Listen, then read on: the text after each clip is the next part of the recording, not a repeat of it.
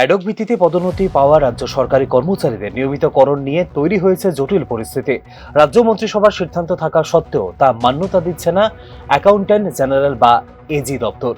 এমনকি এই সিদ্ধান্ত আইন সিদ্ধ হয়নি বলেও প্রকারান্তরে জানিয়ে দিয়েছে কেন্দ্রীয় সরকারের এই সংস্থা। ফলে যারা ইতিমধ্যে অবসর গ্রহণ করেছেন, সবচেয়ে বেশি সমস্যায় পড়েছেন সেই সমস্ত কর্মচারীরা।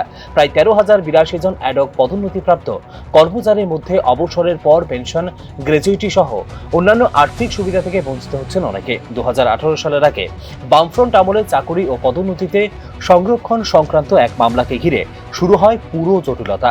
সেই মামলা হাইকোর্ট পেরিয়ে সুপ্রিম কোর্টে গড়ায় এবং যুক্ত হয় অন্যান্য রাজ্যের অনুরূপ মামলার সঙ্গে। বিচারাধীন অবস্থার কারণে রাজ্যে পদোন্নতি কার্যত বন্ধ হয়ে যায়, যার ফলে প্রশাসনে দেখা দেয় স্থবিরতা। 2018 সালে সরকার পরিবর্তনের পর 2021 সালে এককালীন ভিত্তিতে অ্যাডক পদোন্নতির সিদ্ধান্ত নেয় বিজেপি সরকার। তবে মামলাটি বিচারাধীন থাকায় পদোন্নতি পেলেও অবসরের পর সেই উচ্চ পদের আর্থিক সুবিধা পাননি কর্মচারীরা। তাদের পেনশন নির্ধারণ করা হচ্ছিল পুরনো পদের ভিত্তিতে। পরবর্তীতে এই জটিলতা দূর করতে অ্যাডক পদোন্নতি প্রাপ্তদের নিয়মিত করার সিদ্ধান্ত নেয় রাজ্য মন্ত্রিসভা। হাইকোর্টের প্রাক্তন বিচারপতি অরিন্দম লোধের নেতৃত্বে গঠিত কমিটির সুপারিশের ভিত্তিতে নেওয়া হয় এই সিদ্ধান্ত।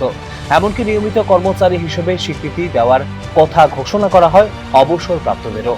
কিন্তু বাস্তবে কার্যকর হয়নি সেই সিদ্ধান্ত।